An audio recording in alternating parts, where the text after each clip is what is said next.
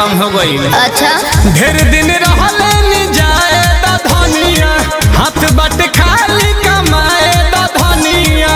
हम ना जा दे तो कहीं जाए के तो धोले तलूती।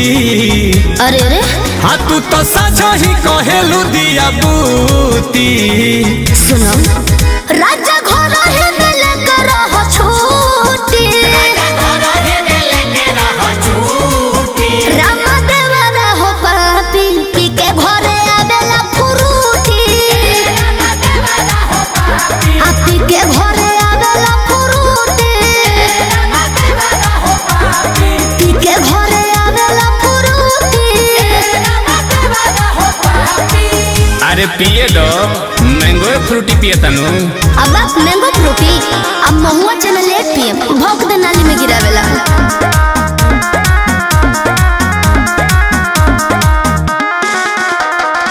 लागेलू रानी तू रानी मुखरजी, तू ही बढ़ावलू मन कही कही देवर जी। तू ही ना धाई रहेलू कि देवर बाबू हमें हो। लागेलू रानी तू रानी मुखरजी, तू ही बढ़ावलू मन कही कही देवर जी। ए जी हमरा इज्जत पर होता धापा, ए बबुआ के पापा हो। बाहु बोली बनल फिरता रो बहरी बा घर ही कटापा हो। कह एही बेरा लोला ओकर कूटी। मारी मुआ मुआ के तो कह एही बेरा लोला ओकर कूटी। कहाँ बा ए जी राजा घर है मिले कर हो छूटी, रामा देवर हो पापी पी के घरे आवेला फुरूटी। पी के घरे आवेला फुरूटी, पी के घरे आवेला फुरूटी।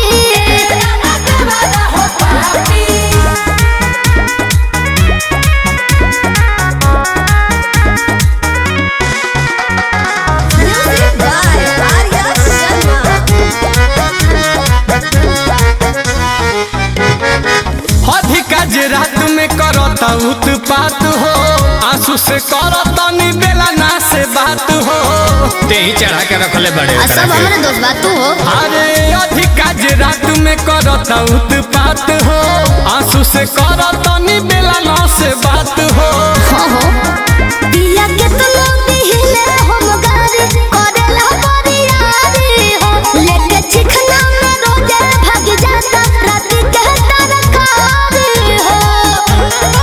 तो ले लो नीलकमल से लभू वाला बूटी। कैसे जी ले लो नीलकमल से लभू वाला बूटी। लही खा राजा घर है मिले कर हो छूटी, रामा देवर हो पापी पी के घरे आवेला फुरूटी।